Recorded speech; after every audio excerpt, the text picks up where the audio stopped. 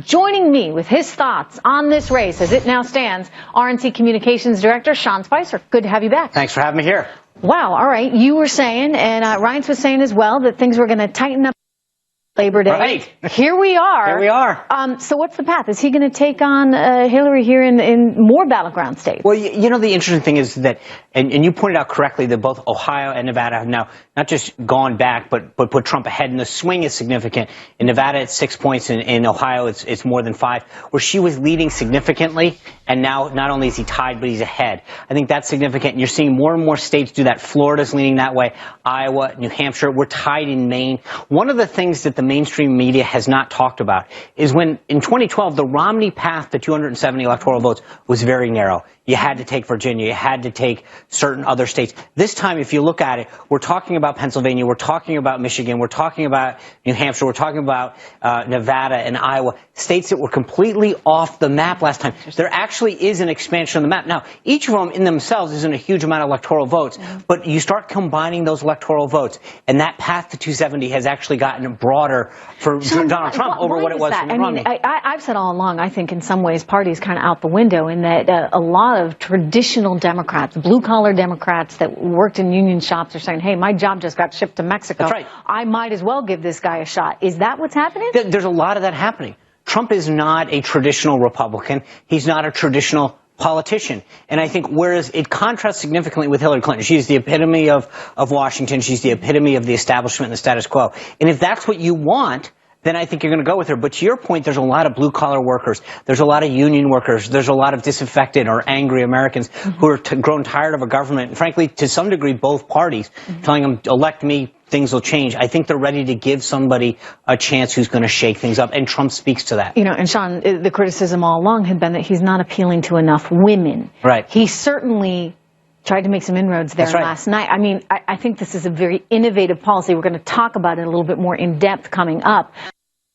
He's talking about offering a tax credit to women who stay home to take care of their kids, or men for that matter. Same-sex marriages would be included in this, as well as a tax credit to families that have both spouses working. That's right.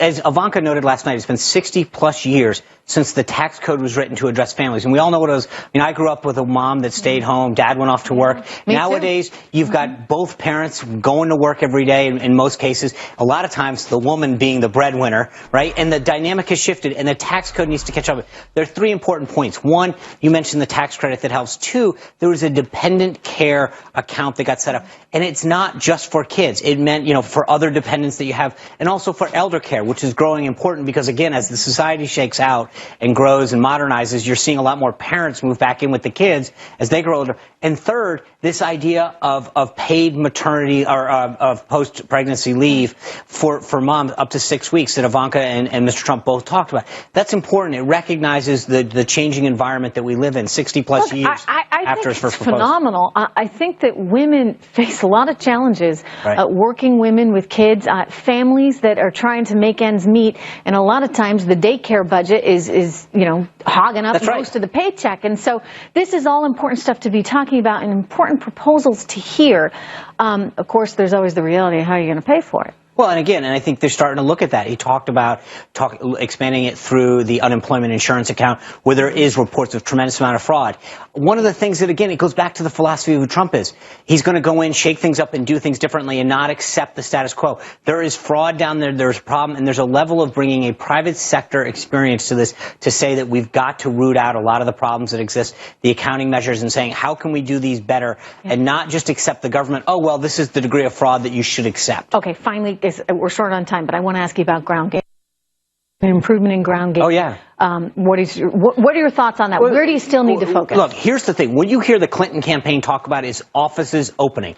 We've got plenty of offices. I can account. You want a Trump sign or a bumper sticker? I can tell you where the office is. What we've done is last cycle we had 596 staff out in the battleground states. This time it's over 6,000. We made an early investment under Chairman Priebus to put these people in battleground states years ago, and it's paying off because at the end of the day, voter contact worked. You pointed out registration, Republican registration is up in almost every state, Democratic registration down, and 72% of Republicans that registered during a presidential year vote. Wow. We know that statistically. So you get an enthusiasm gap going on. Yeah. How much does her health concerns now play into that enthusiasm Well, gap? I think it's not the health. We understand that she's, needed some time off. Yeah. She wasn't doing well, and we hope she gets better. But the reality is how they handled it is the bigger problem with Hillary Clinton. These cover-ups and frankly, not telling the entire truth. You're left wondering, well, what the heck was going on? Why didn't they just say what it was? How they handled it reinforces that Clinton narrative that you can't trust her and that she's got one set of rules for her and one for everyone else. All right. Well, Sean Spicer, good to see you, Thank sir. you, Trish. Thank you so much. Interesting times. Meanwhile, everyone.